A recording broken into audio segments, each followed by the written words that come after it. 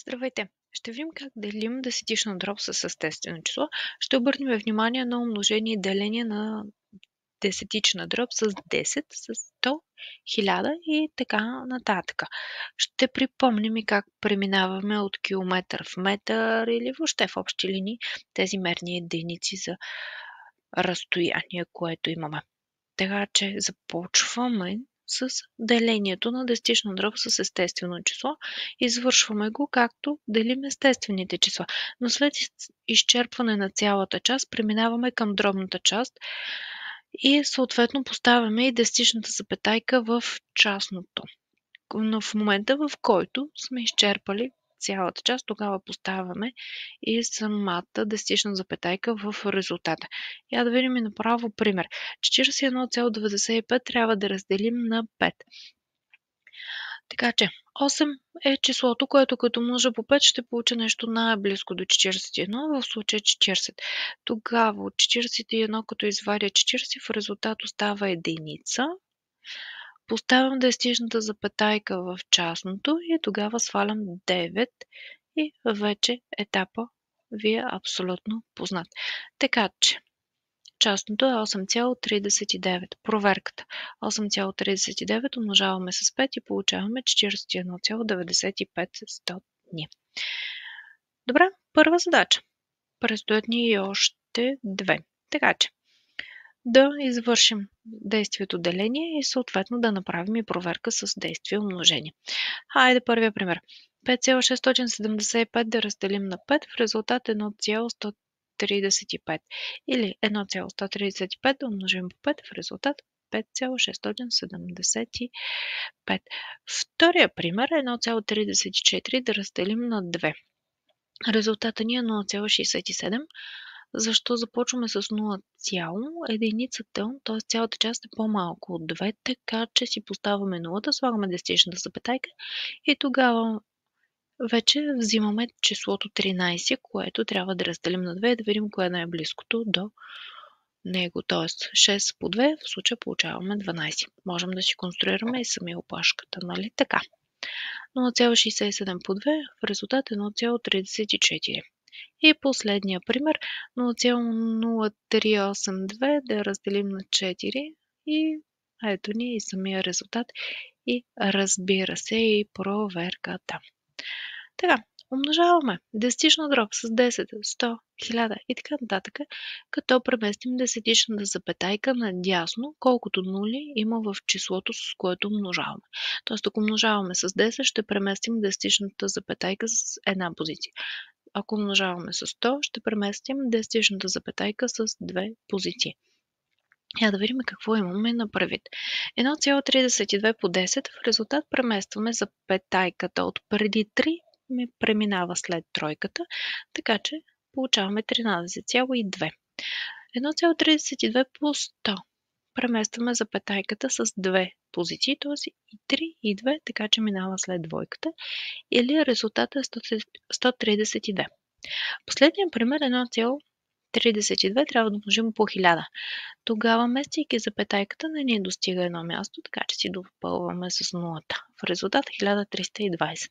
Така че, когато имаме необходимост, си добавяме съответно нулата. Я да видим как ще делим десетична дроб с 10, 100, 1000 и така нататък.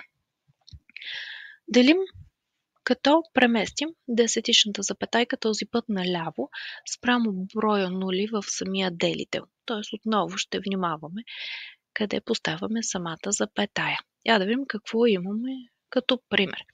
283,4 да разделим на 10, така че запетайката от позиция след 3 преминава преди 3 и имаме резултат 28,34.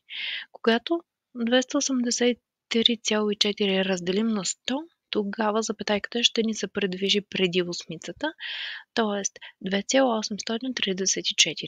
И когато 283 трябва да 4 трябва да разделим на 1000, съответно преместваме запетайката с 3 позиции наляво. Отново не ни стига едно местенце, така че си добавяме нулата и става 0,2834. Така че имаме отново необходимост от 0 и съответно си я дописваме.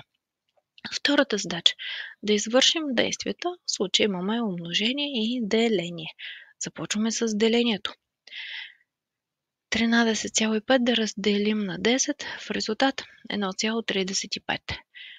1,73 да разделим на 100, в резултат 0,0173. Я коригирайте изказа. Как би трябвало да бъде? Долу в коментарите. 14,37 по 10, в резултат 143,7. 12,3 по 100, 1230. И 0,29 по 1000, съответно 290. Хайде да видим тези мерни единици за дължина. От километър в метър преминаваме като множим по 1000, от метър към дециметър като множим по 100, по 10, от дециметър в сантиметър отново умножаваме с 10, а пък от сантиметър в милиметър отново умножаваме с 10. Когато трябва да преобразуваме в обратния ред, от милиметър в сантиметър делим на 10, от сантиметър в дециметър делим отново на 10, от дециметър към метър делим на 10 и от метър към километър делим на 1000. Така че, обаче, ако трябва да преобразуваме от дециметър в милиметър, ще трябва да умножим по 100, или пък от милиметър да преобразуваме към дециметър, ще трябва да разделим на 100. А да видим последната трета задача. Запишете в метри и имаме 3 примера. Хайде всеки един от тях. Първият имаме 13,63 см. Трябва да преминем към метри, така че ще трябва да разделим на 100.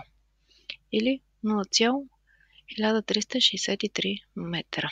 Втория пример от дециметри в метри, така че ще делим на 10, 0,38.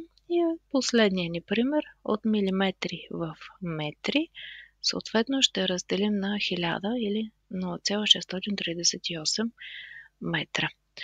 Това бяха задачите за днес. Абонирайте се за канала, ако все още не сте го направили. Не забравяйте да го споделите с приятели самото видео. Дайте един лайк, пишете това в коментарите. Коригирайте изказа. Чао!